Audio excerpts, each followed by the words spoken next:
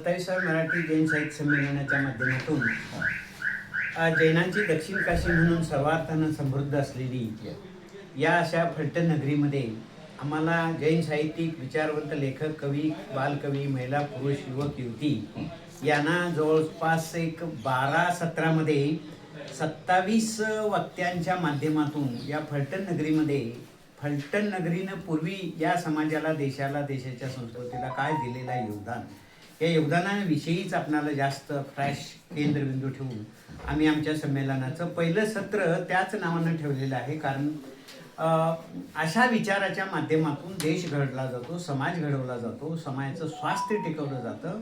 समाजामध्ये विविध स्वरूपाच्या आज सामाजिक समस्येनं आज घेरलेलं आहे. यामधून आपल्याला उपाय काढण्यासाठी, शांतता लाभण्यासाठी, स्वास्थ्य लाभण्यासाठी, आपलं आरोग्य चांगलं राहण्यासाठी साहित्याची गरज आहे, चिंतनाची गरज आहे, वाचनाची गरज आहे. लहान मुलापासून मोठ्या मुलापर्यंत आपण फक्त आपलं न पाहता संपूर्ण समाजाच्या जडणघडणीमध्ये प्रत्येकाने आपापली भूमिका कशी करावी, ठेवावी, बोलवावी आणि त्याच्यातून समाज पुढचा कसा घडवावा यासाठी म्हणून हे संमेलन आम्ही फलटण नगरीमध्ये ठेवलेलं आहे. या संमेलनाच्या माध्यमातून आणि आपल्या सर्वांच्या पत्रकारितेच्या माध्यमातून फलटण आणि फलटणच्या आसपास असलेल्या सर्वच बंधू भगिनींना एक चांगल्या पद्धतीचं विचार मिळावा, त्याच्यातून पुढचं भविष्य त्यांना कशा पद्धतीनं आपण अशा संकटाच्या काळामध्ये सामोरे गेलं पाहिजे, सामाजिक संकट आहे त्यामध्ये आपण कसं राहिलं पाहिजे, देशाच्या संकटामध्ये आपण कसं उभा राहायला पाहिजे, हे देणारं, प्रबोधन करणारं हे संमेलन अतिशय छान पद्धतीनं संयोजित केलेलं आहे. याला गुरु महाराजांचा, पद्मनिधी महाराजांचा आशीर्वाद आहे, लक्ष्मीसेन महाराज, जिनसेन महाराज यांचाही याला आशीर्वाद आहे. आणि त्यामुळं याला आध्यात्मिक दृष्टिकोनातून देखील आपण पाहावं. आणि म्हणूनच जैन काशी ही दक्षिणेत जवळपास महाराष्ट्रात जवळजवळ 14 लाखाच्या वरती लोकसंख्या जैनांची आहे. अशा या ठिकाणी आणि काशी म्हणून याला संबोधलं जातं. याला कारण इथं असलेली अध्यात्माच्या माध्यमातून विविध स्वरूपाची जैनांना धरून जैनेतरांची विविध अशी जी मंदिरं आहेत, या मंदिरातून जे काम चालतं हे काम समाजाला, देशाला आणि मानवतेला अत्यंत उंचीवर नेणार आहे. त्याची प्रभावना निर्माण करण्यासाठी म्हणून आम्ही पुढे हे संमेलन नियोजित केलेलं आहे.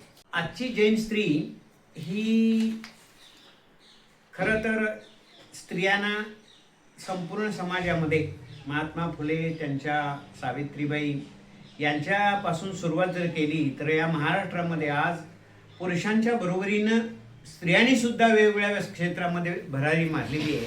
ही या समाजाच्या दृष्टिकोनातून अतिशय महत्त्वाची आहे. स्त्री आणि स्त्री शक्ती, स्त्री कौशल्य, स्त्रियांचं नियोजन, संयोजन स्वयंपाकघरात जसं नियोजन असतं तसं समाजामध्ये तिने यावं आणि त्या समाजाचं नियोजन, संयोजन करून चांगला रुचकर रोज आपल्या घरातल्या सर्वांना जे काय खायला देते तेच समाजामध्ये तिनं चांगल्या पद्धतीचं संयोजन नियोजन करून समाजाला चांगलं नेतृत्व द्यावं, चांगल्या गुणांचा प्रचार प्रसार करावा आणि त्या स्त्रीला काहीतरी या समाजामध्ये महत्त्व आलेलं आहे त्याचा उपयोग स्त्रियांनी करून घ्यावा.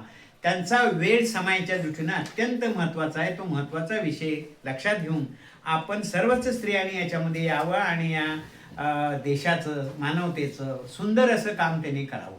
घरचं काम, मुलाला घडवण्याचं काम तर छान करतात ना, एक उत्तम नागरिक तुम्ही तयार करता.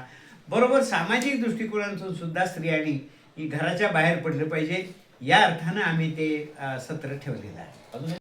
जैन तत्वज्ञान हे पूर्ती फक्त जैनांच्यासाठी मर्यादित नाही आहे. विश्वातील सर्व जीवांचं कल्याण करणारं हे तत्व आहे, मूल्ये आहेत. किंबहुना ह्या मूल्यांचं सादरीकरण करण्यासाठी आमच्या जैन समाजामध्ये पूजा, विधी, विधानं असतात. पण त्या विधानामधून सुद्धा सर्वांचं कल्याण करणारी भूमिका सर्वात महत्त्वाची असतात. आमच्या या विधानामध्ये जे मंत्र आहेत त्या मंत्राच्या माध्यमातून सर्व जीवाचं कल्याण व्हावं या हेतूने, मानवतेच्या दृष्टिकोनातूनच आमचा विचार आहे. जगा आणि जगू द्या आणि परस्पर एकमेकांशी सहकार्य करत आपण पुढं आपलं जीवन संपन्न केलं पाहिजे. म्हणजे परस्पर जीवनाम अशा स्वरूपाचं तत्वज्ञान या माध्यमातूनही पुढं जात असतं आणि ते आम्ही सर्वांसाठी खुलं केलेलं आहे, प्रथमपासून आहे आणि पुढे या अनादिकालापर्यंत ते चालत राहणार.